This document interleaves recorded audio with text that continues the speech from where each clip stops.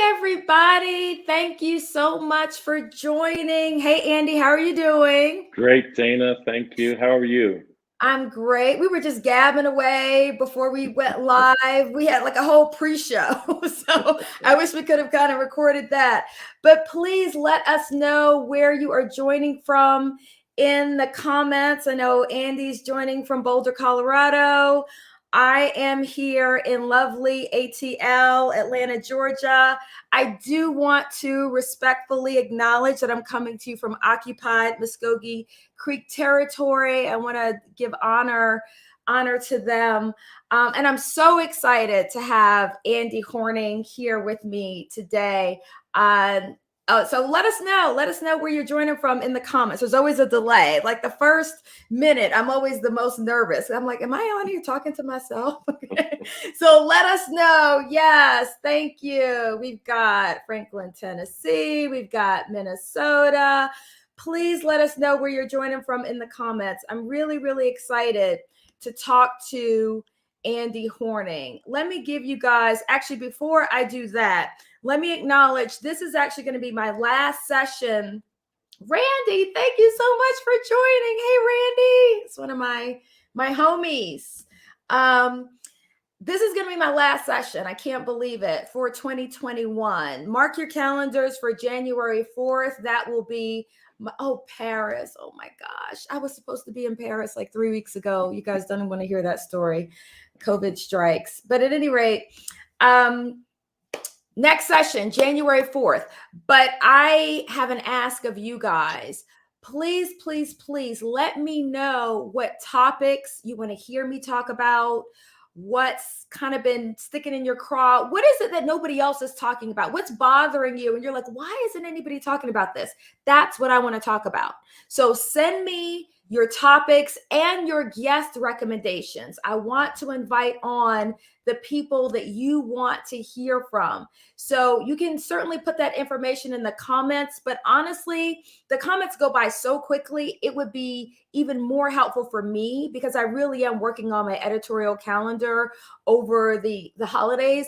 If you would message me on LinkedIn and say, hey, this is a topic recommendation or this is a recommended guest. So absolutely let me know that because I'm going to be working on that in the next few weeks. So thank you to all of you for taking the time to show up today. I know how busy everybody is. So I want to really launch in because let me just give you a tiny bit of background. Most of you know that I write for Forbes Careers, and workplace anti-racism is just one of the topics that I tend to write on quite a lot. I get tons and tons of pitches from publicists. Like literally every few minutes, I'm getting another pitch from a publicist. I usually don't even have time to read them, but this one kind of stopped me in my tracks. Shout out to South Africa. This one stopped me in my tracks. I saw an image of the cover of his book. And I was like, whoa, I need to talk to this guy. What is this about? For those of you who haven't yet gotten his book, I encourage you to do that. The name of the book is Grappling White Men's Journey from Fragile to Agile. And so when I saw that, again, it really got my attention because I wanted to hear what he was talking about. I wanted to hear about his journey. And I think that it's also important in this moment because there's a lot of debate about the role that white people should be playing or maybe should not be playing in a lot of this anti-racism work. And I understand that. And I think it's complicated. It's a very complicated, nuanced topic. But I'm one that, particularly if you've taken my LinkedIn Learning course, you know how I feel about this. I feel like anti-racism is everybody's job, okay? Everybody's job, wherever you are in the organization, whatever your color, your gender, it's everybody's job. And in particular, I get a little offended sometimes because I feel like, well, wait a minute. We didn't create the problem. Like Black people didn't create the problem. So why is it that it's kind of our problem to fix? Like white people need to step up and play a very active role in ameliorating this situation. And in particular, I would say white men, not necessarily to call out white men to shame them or make them feel bad, but because white men historically have been overrepresented in power, positions of power, influence, and wealth. And so if we really want change, I personally feel like white men need to step up and play a significant role. Now, that's not to say there aren't some people who are playing a leadership role who need not play a leadership role. Certainly, there are situations where people are stepping up to the plate to lead efforts when they really should be listening. They should be more of a student than a teacher. That's a separate issue and an important issue maybe for 2022. So that's certainly something we could talk about then. But without further delay, I want to ask Andy Horning to share with you guys. I want to start off with a just really broad question. Andy, if you could just introduce yourself, share a little bit about who you are, what your background is, and then specifically how you became interested in encouraging these race discussions and why you wrote the book. Sure. Thanks, Dana. Thanks for having me on. I appreciate the opportunity to talk about this kind Absolutely. of stuff. I think actually I used to be a couples therapist, and for years I would see people in my private practice, mostly heterosexual couples, and there was a theme, and it was you just talked about power and white men, and the theme went something like this: it was the wife who made the call, the wife who was upset, the wife who wanted change, and it was the husband or the boyfriend who was resistant, who stonewalled, who didn't just kind of wanted her to get off his back a little bit. And that theme repeated itself over and over again, to the point where I just became really curious about it, tried to understand it. And then John Gottman, who studies couples, really sort of in his research found that to be true. And that was a light bulb moment for me. He said men have to be open to being influenced by their wives. What he found is men stonewall. That's the pattern they do, is they stonewall to the change. And so that's where I understood power. That the men had power and the woman was trying to change that power dynamic. And by stonewalling, status quo held form. And I'm assuming, I've never been a therapist, but I'm assuming there probably is a different level of participation and energy when someone is participating because they want to participate versus they were dragged there kicking and screaming. That's right. Yeah. And it was kind of, like, really, do we have, why, it was not an active, engaged kind of participation. Yeah, it was under duress, so to speak. So that helped me understand power, helped me understand the status quo and stonewalling. And then fast forward, say 10 years, and I'm in an Undoing Racism workshop with People's Institute for Survival and Beyond, PSAB. And there were some white people who were struggling to digest the information that was coming their way. They were getting defensive. And the facilitator stopped and said, look, your defensiveness is an indicator that, part of what we're saying is true, because you have privilege. You've shared this kind of quote multiple times. You have privilege when equity feels like discrimination. And so that is such an important. Could we stop? Put a pin in that for a second? Yes. Because I see this on social media all the time as well. And what I want to offer to people is if this, and I wrote about this a little bit in my most recent Forbes piece when I talked about animal farm equality. There's so many people who believe in equality in the general, everyone's equal, let's hold hands, kumbaya. I don't think that there's anything inherently wrong with Black people. I think that, you know, there's nothing about color that makes you less intelligent or more intelligent. There are lots of us who believe that in a real theoretical sense. But then when we start having more nuanced discussions about, well, how do we create real equity? That gets real triggering for a lot of people. And we start talking about taking action to create real equity and to close those gaps. And I often feel that, like, I know Future Keynes often says, sit with yourself. And I talked about that in the article. But if equity and conversations of equity feel triggering to you, then you might want to look at that. You really, really might want to look at that. Yeah. And Dana, this is where, like, it's a Venn diagram. Personal growth and undoing racism have a beautiful intersection where they actually pair very well together because of a couple things. One is that in the field of personal growth, it's so hard for three reasons. And this is what I deal with in the work I do, helping people change. One is it's uncomfortable. Like it's just straight up uncomfortable.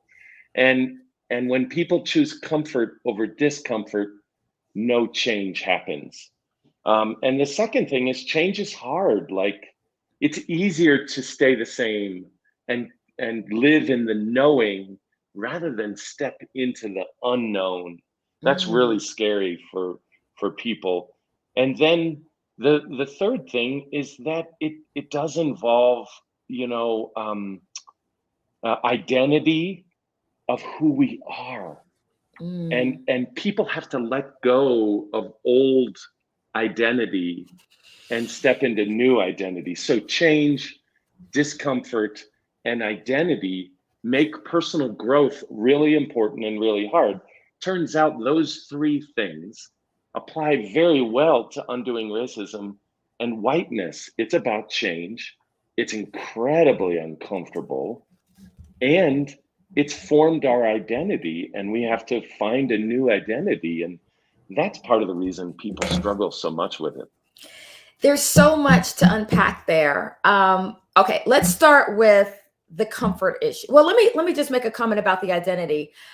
One of the things I started thinking about when you said that, for me, and again, I'm not white, never been white, but let me know how this lands for you, is I feel like these new conversations that are happening, particularly in workplaces, become uncomfortable because the impression I have is that for many white people, race has just not been a major part of how they define themselves. It's almost like white was the default. Like white was considered normal. Like they weren't a racial group. They didn't view themselves as a racial group. Like racial stuff, that's for somebody else. That's what I was talking about at the beginning. Oh, the race stuff, that's for other people. That's not really my stuff. And so now we're kind of broadening the conversation. Well, wait a minute, to say, well, wait a minute. No, everybody, this is part of everybody's identity. It's not just other people. Yeah. And then one other thing, another part of that is this discomfort. This is uncomfortable, particularly in workplaces where people are starting to have conversations they haven't had before. It feels uncomfortable. But one of the things that we were talking about before was the progress comes on the other side of the discomfort. Not unlike, if you have a falling out with a friend or there's some sort of conflict, oftentimes that conflict or that discomfort, maybe you need to make an apology. And it might feel a little uncomfortable to make the apology, but the relationship blossoms. There's growth on the other side of that. And for whatever reason, I feel that just as mature individuals, we recognize that discomfort oftentimes is a part of progress. There's discomfort when we start working out, or when we go to the gym, or we have a hard conversation with someone that we love, or we sacrifice to save money, or we study so hard to get through medical school. But we recognize that, yeah, discomfort, that's what adults do. We are able to withstand that in order to reap the benefits that are on the other side. But for some reason, when it comes to discussions of race and racism and anti-racism, there's too much acceptance from my point of view of just kicking the can down the road under the guise of, well, we don't want to make people uncomfortable. It's like all of a sudden making someone uncomfortable or allowing people to sit with their discomfort is a horrible thing. Like we could never do that. So speak to us about the importance of that discomfort, and maybe from a more practical perspective as a therapist, how do you position this? Or when you're in these sessions, like what do you do when you can sense people are becoming uncomfortable, maybe particularly white men? Yeah. How do you manage that? Yeah, I have a colleague and a Black colleague and friend who says that Black people have been making white people comfortable, or tiptoeing around white people to make sure they're comfortable for as long as time. Oh, absolutely.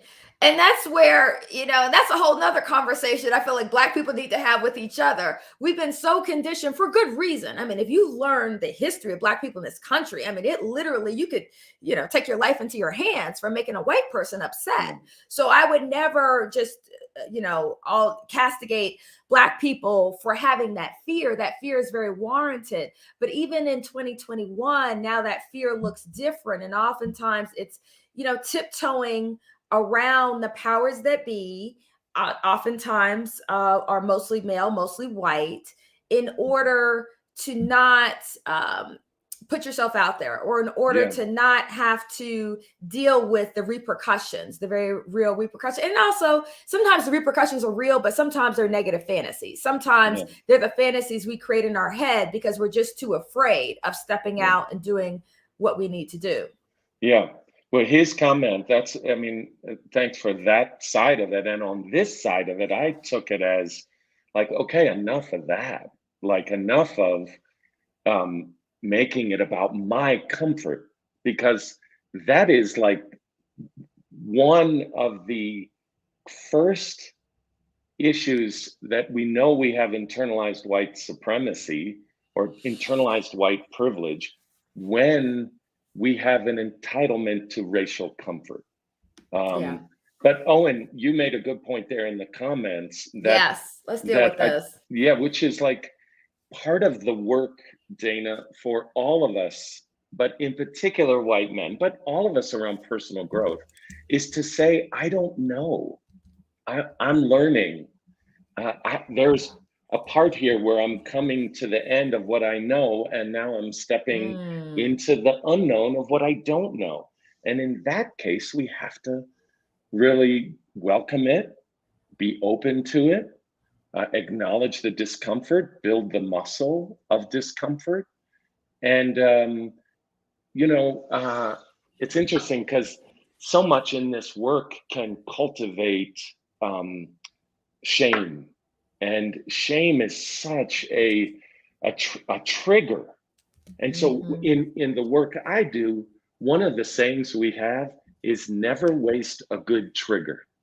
And we say that. So what does that mean? That's right. We say that because when you're triggered, there's a chance to go inward and learn what's going on for me. Why am I triggered? Where can I relate to that in my past?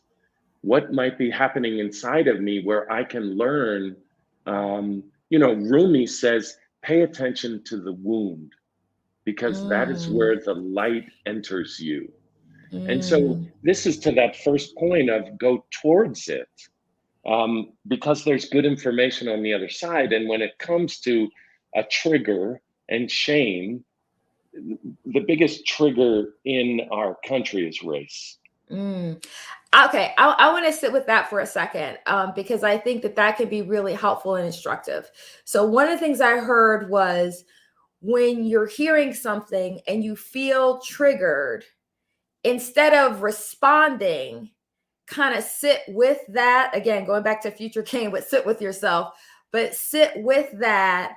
And then, did you talk about get curious or? Get curious, be open, say, I don't know. Okay, so be willing. Yes, people sometimes don't realize how much power there is in just being honest and just saying, I don't know as much. I'm learning.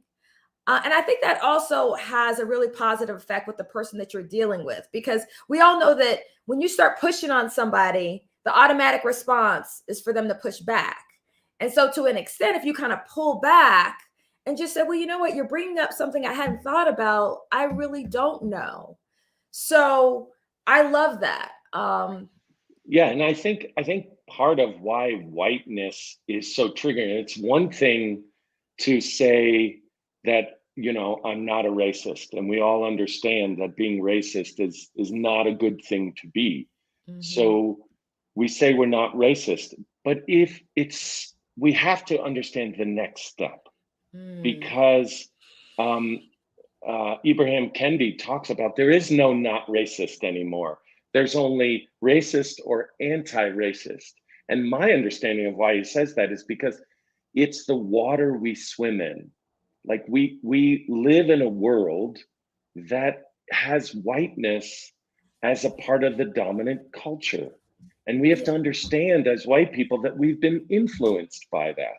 Much like in our families growing up, we've been influenced by our parents, and the goal is to individuate and separate from parents. Well, we live in a world, if it's true that there are sexist messages out there, that the world has sexism inherent in its media, in its institutions, in its corporations, in advertising, then it's also true that whiteness and racism is also perpetuated in those institutions as well. So we have to realize that although I am a good person, I'm not. You have to separate goodness from people having racist moments. Yeah, and us racist having patterns. racist ideas, racist patterns. And so what Kendi says is so liberating, in that what he's saying is it's not you. It's not that you're a bad person. And Rama D'Angelo talks about this as well. It's that you've grown up in a culture that's right, that prioritizes whiteness, that prioritizes maleness, that says that this is better. Being thin, it says being thin is that's good, right. being fat is bad. It's not even just also about color, but it is part of the culture that we've all grown up in. And I think that is so liberating, and it's so important, because it goes back to Owen's comment that part of the problem is instead of us talking about the issues and us talking about how we can move forward, all the oxygen, all the energy is focused on that person protecting themselves and trying to prove that they're a good person. One thing that I started doing recently is I feel like I want to normalize the fact that we all have bias. Okay. We're kidding ourselves if we're trying to pretend that we don't have bias. So one of the things that I started doing, and I did it on this show, so you can go back and look at some of the previous ones, is when I say something racist, or I do something racist, sexist, ableist, I talk about it. I mean, not all the time, but I try to talk about it, because for me, that starts to normalize it. So when I said something, one day, or I did something, my husband did something, that I talked about a few times that was kind of sexist. Watching like an episode of Andy Griffith from a long time ago, and he said, "Oh, is that the one with the lady doctor?" And I was like, "What the hell? What do you mean, the lady doctor?" I mean, do I think he's a raging sexist? No, but did he make a sexist comment, or does that reflect some gender bias? Absolutely. And until we can start kind of calling ourselves out in the moment in an instructive way, I think that could be a really powerful technique. Dana, I just think we need to pause here, and I love how you use the word liberating, because The defensiveness is a tell. It's a tell. Like Mm, that's an indicator that there's something underneath there. And that stonewalling, that defensiveness, those moves we make, as Robin DiAngelo calls those defensive moves, the net result of them is that the conversation stops, the questioning ends, the curiosity stops, and the status quo is maintained. And the thing I liked about her is she references equilibrium. I think mm, this work is so unstabilizing because it's who we've identified ourselves as. And so when you start to question who you are and have mm, whiteness question who you are, the boat is rocking. Now you're rocking the mhm, boat. And our first move is not to find balance, but it's often to push back against the stimulus that's mm, causing that. And so we shut down. And then our mhm. equilibrium is restored. And my wish, and I love how you are transparent. In the book, I think I do some oversharing. There's some TMI, but it's Mhm. there for a reason to say, look, here's my stuff too. Here's my stuff too. Here's my stuff too, over and over again to help.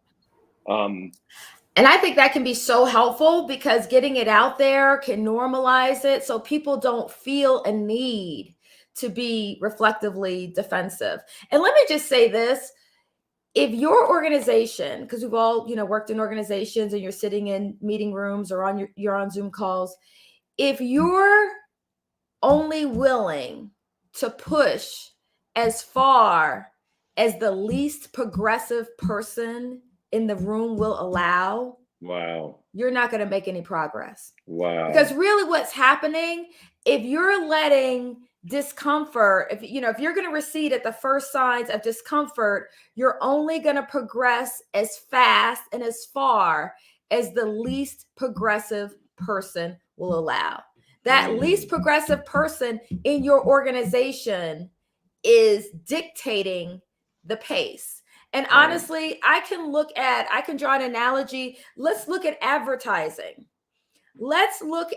Tell me in the comments if you agree with this. Have we not seen a sea change in advertising? Now I turn on the television, I'm like, are any black people married to black people? And I'm not saying that to complain, but I'm saying that to show what a stark difference. You've seen the white grandparents with the black grandkids and the white wife with the black husband and the same-sex couples, and it's beautiful. But let's be honest, in 2013 there was outrage in this country when Cheerios showed a commercial with a black man and a white woman, okay, as husband and wife. There was outrage. If you don't, who remembers that? Put it in the comments. Do you remember that? We're not talking No. about 1913. We're talking about 2013. So think about how far we've come from 2013 to 2021. Now, if advertisers had said, well, we can't put that out there because people are going to be uncomfortable, we'd still be back in 2013 where you can't show a multiracial couple. But at some point, people have to say, well, no, this is our value system. This is what we want to represent. We want to move the needle forward. We're going to put this out there, and then everybody else is going to have to catch up.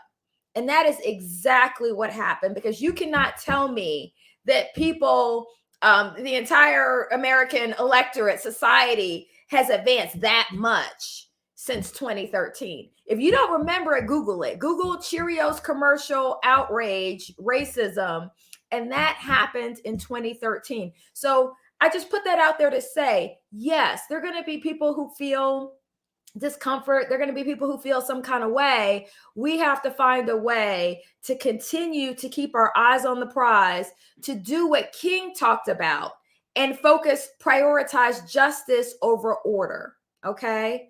I like to talk about prioritizing progress over discomfort. Doesn't mean the goal is to make anyone uncomfortable. Absolutely, that is not the goal. And again, the mental health analogy I always draw is when you walk into that therapist's office, there's tissue there, okay? The tissue is not because the therapist wants you to cry. The tissue is because they acknowledge that grappling, like you're talking about, grappling with some real feelings is a part of the process of real change and real progress. And they want you to move past that. They want you to get beyond that. So my apologies for my little tirade there. But this is what I want to do. I want to pivot, and I know we had all these great questions, and of course, I'm not asking any of those. I want to give you a real scenario. I kind of want to go back to some of those practical tips we were talking about before.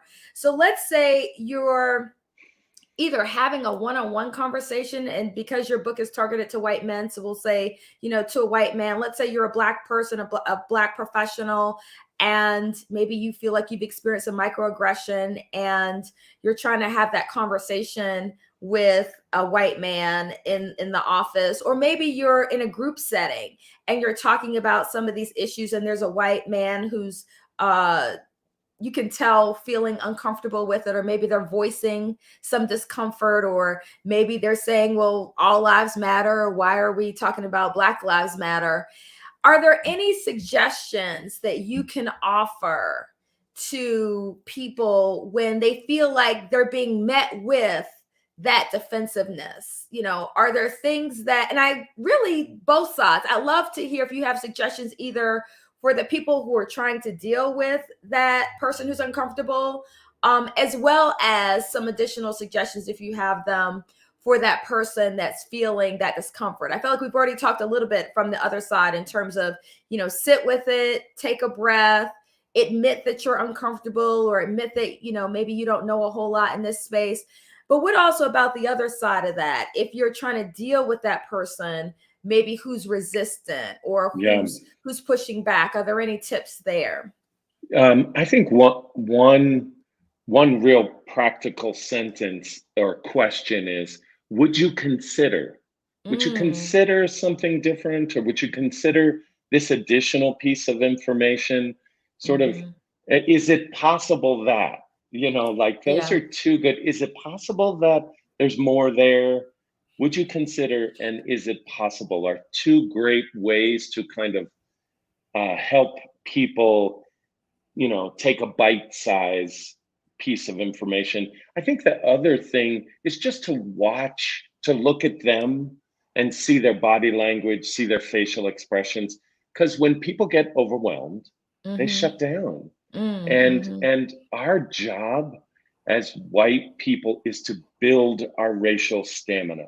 That is, like, if I could do one thing, it would be like, build the muscle so that you can stay in conversation, stay in the learning longer, and stay in with more openness and more curiosity, to be more present to what's happening, because we get overwhelmed. Shame is always there lurking because it's such a inherent slavery, along with indigenous wiping out of people. Those are original sins, and we have to be willing to go there. But I would say this: the first thing is to like name the moment, like oh, here it is. This is it. In my book, I talk about the first stage of like answering the call, and that's the call. It's like, okay, I'm here. I'm here. Like, this is it. Oh shit, this is it. I told you not to curse. Oh, sorry. We had our prep. Okay. You did say that. Sorry. I did, but okay. I got excited. Right. Sorry. Yeah, I will say, I think that's a higher level technique, because for you to say, oh, okay, I'm here, this is the moment, you have to be like ready. You have to have kind of had that dialogue in your mind. I love that. But I think that not everybody's, going to be there. But I think for you, for someone who's doing this work, who's really invested in this, and probably for the people who are on this call, these are the people who, are active allies. They're really trying to do this work. So I think that that's a great point, is to say, okay, I thought about this. Now, we're in it. And for me, why I like that is because it means moving forward with intentionality. So instead of just blurting something out, you have a minute to yourself or a couple seconds to yourself to maybe be a little bit more reflective about how you want to respond. Yeah, Dana, years ago, when much of this, I think it was, I don't know, maybe it was what was happening in St. Louis, that in the papers, in the media, they kept using the word grappling.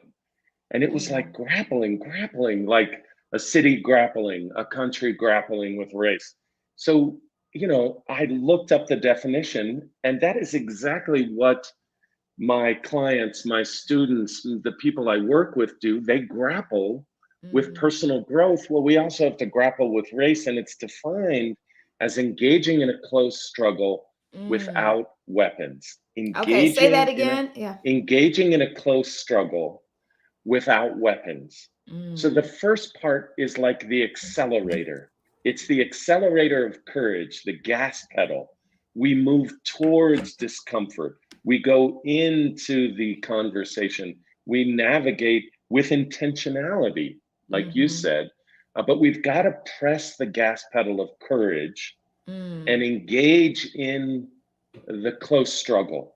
And so that's the first step. And then the second step is the pumping the brakes. Once we're there, we've just got to slow down, because what happens is shame comes in, or it's lurking right there, and things start speeding up. Oh God, are they saying I'm racist? Did I say something racist? We have to say, look, let's just slow down, pump the brakes of self-compassion, like doing this work. I can only speak for myself. There's so many mistakes I've made. There's so many times where I've been like, oh Lord, I cannot believe, that I just have to be so compassionate for myself to say, I'm learning. I'm going to have to repeat that. Be kind to yourself. I'm learning. Like, that's a mantra. And I also think that this is why reading history, this is why learning history is so important, because I think that it's kind of easy for us to just kind of reflexively say, oh yeah, we know racism exists, and there's been white supremacy, but to feel like that was hundreds of years ago, and feel quite disconnected from that. But the more you study, the more you realize how embedded racism is into our society, into our processes. One of the examples I gave, it's just such a tiny, tiny example. But one of the examples I gave in a workshop I did recently was, I said, look up synonyms for the word white, and then look up synonyms for the word black. That was so good. Okay. That is about as basic as you can get. And when you look up those synonyms, you will find a laundry list that basically just reaffirms white is good and black is bad. And if you want to take it another step, take the Harvard IAT online. And so if you're one of these people that you love data and science, tons of science and research that shows that our brains have really just been programmed to see black and think negative, and see white and think positive. And again, it's not just white men who think that way. It's everybody. I mean, I've taken the IAT 3 times. Every single time it shows that I have a preference for white. Doesn't mean that that's my goal. My whole family is black. I'm black. I love black people. But I've still grown up in a society that has convinced me, that has trained my brain to think that white is good and black is bad. So I think that the more you do that, it gives you a greater ability to have some level of distance between how you view yourself as a person, your own moral character, versus how the actions that you take, the things that you say, and how bias may really impact you on a day-to-day basis. It's interesting how doing that research helps you see how it's not really about you. It's not about your goodness as a person.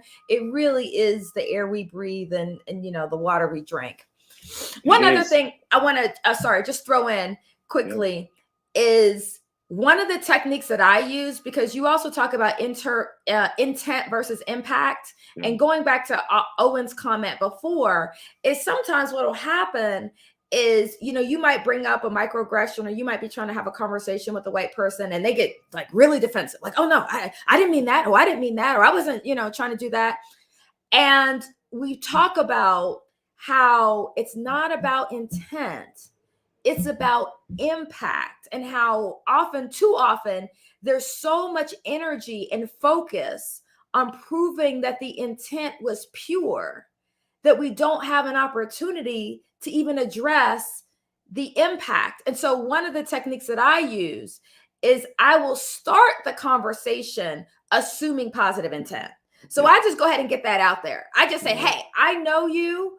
I know that you are an advocate. You are an ally. So I just try to put that out there so much so that they don't feel a need to hammer that home, because I want to be able to get beyond that. Does it work? Sometimes, yeah, it can be helpful. And also, I like to say, and this is very true, if I didn't think that you had positive intent, if I didn't think that you cared about this work, I probably wouldn't even be talking to you. I mean, if I thought you were some avid, crazy, racist and had a hood in the closet, I mean, I wouldn't be wasting my time. Yeah. So I think that it can take the edge off. I'm not going to say it works 100%, but I absolutely can think that it can take the edge off a bit, because I think they're not as defensive. Sometimes I think when you come right in with just whatever the issue was or the problem, they feel a need to do all this shuffling to protect themselves before we can ever talk about what the issue was. Yeah, this is why in the personal growth work that I do, people slough off these patterns that they learned from their parents. That's not who I am. I learned that in my childhood to survive. And instead, I am at my core. We go to your essence. Like, who are you from a value standpoint? Who are you in your core, your essence? And so that work is really important when it comes to making mistakes around having racist patterns, because that's not who you are. You learn that in a society that has systemic racism. You got those messages every day. And now, if you're not that, you have to go, that was a behavior I did because of what I learned. That's not who I am. So we have to go to who we are underneath that. And for some people who over-identify with their jobs, or, this is why we get that bristling. Robin DiAngelo did us such a gift by calling it fragility, because on the outside, it looks defended and strong and argumentative and powerful. And underneath that is a real fragile system that can't take in new data. So that's why we have to ground in our being, like take a breath, pump the brakes of compassion, and realize I'm a good person and I made a mistake around racism. I'm not here to be right. I'm here to get it right. Yes, yes. And one of the things I like to say is, for me, I like to use racist as an adjective, not as much as a noun. Now, there are a few extreme examples. I mean, there's some people who are racist as a noun, but for most situations, it's about a racist action or a racist, like Kendi talks about, you had a racist moment. He talks about himself that way. I had a racist moment or I made a racist comment. It's an adjective. It's not describing me as a person. It is not So good. labeling me as a person. Virtually all of us have lied. Okay. So we've had dishonest moments or we made a dishonest comment. I think that's very different than considering yourself a liar or, a completely, dishonest person. You referenced what we can do, practical strategies. Sure. I was in a workshop a couple years ago where I had not said anything. And then later, when someone made a racist comment, I hadn't said anything. And so later I learned about white silence and white solidarity, that white people remain silent in the face of racism and they won't call out other white people on their racist patterns. And that I learned about that and I was like, oh my God, that was me. Oh, That was me. absolutely. And so the next time it came around, I like took a breath and I called out this person. I said, like, here, I'm going to do it. This is that moment. And I stood up and called him out. And then someone came up to me afterwards and said, I appreciate that you called that person out, but there's a thing called calling them in, not calling them out. And I was like, oh, I made a mistake again. So I really love this idea of calling people into the work. And what I had done was really called him out and like silenced him and almost shamed him. And so I think calling people, inviting them into the learning is a beautiful step forward. Yeah. But I love also what you said. Maybe if you could share briefly about the cocktail party where the guy told you, yeah, this is great, but could you also do XYZ? Oh, Can yeah. you just share that? Yeah. Because Yeah. I think you really are hitting the nail on the head. It's too many of us look at this in a performative way. It's about the optics. It's about the hashtagging and the Black Lives Matter sign in the yard. And I voted for Obama and here's my racial resume and all this good stuff. But yet basically we make no change in our day-to-day lives. It doesn't show up anywhere. So it's not really helping a whole lot other than maybe making you feel good about yourself to do all this kind of performative, I call it vanity equity, for the sake of optics or feeling good about, who you are as a person. But just share that anecdote and we'll Sure. probably have to wrap after that. Yeah, I was in that vanity optic moment. I was a part of an organization that was doing good work in a community I'm involved with. And someone, a recipient or a collaborator, a Black woman said, look, I'm grateful you're doing this. And it was like, yeah, okay, ooh, that feels good. Here I am, like there's the acknowledgement. And she said, but I want to be honest. Like if you're going home after this meeting and you're in the living rooms and at dinner parties with white people, and you're not saying anything about the work you're doing, and you're not saying anything about challenging the status quo, and you're not referencing any of this stuff with your fellow white people, what you did today is null and void. You can make twice, 3 times, 5 times the impact by talking to your white friends and neighbors Absolutely. than by doing this work. And I was like, wow. That's why it can't be something that's DEI's responsibility, or when February rolls around, let's trot out the DEI council and somehow that's going to fix things. What they told you, that's where real progress happens. It's not about the niceties. It's not about the performative stuff. It's, are you having this conversation? And also, you don't need a Black person to have it. Like, are you having this conversation in your own family, with your own friends, at the golf course, wherever, you guys are getting together and having the conversations you're having? That's why I think white people can play such an important role on this anti-racism journey. So that said a lot. So before we close, Andy, thank you. And please let everyone know where they can reach you. Remind them again about your book, please. Sure. It's called Grappling, White Men's Journey from Fragile to Agile. And that's the real emotional agility to ride the waves. And it is at andrewhorning.co is where they can find it. And I also work separately in personal growth and transformation at the Hoffman Institute, which is hoffmaninstitute.org. Yeah, and I put a link to his book. I don't know if my LinkedIn people can see it. I think maybe only my YouTubers can see it. Put a link to the book on Amazon as well. But thank you so much. I am so excited. It flew by as I knew it would. Thank you to everybody who showed up today. Again, I'm looking for recommendations for topics and for guests for next year. So please reach out to me for those. And I will see you guys again. I can't believe this, in 2022. So please mark your calendars for January 4th. I think it is January 4th at noon Eastern time. We will see you again then.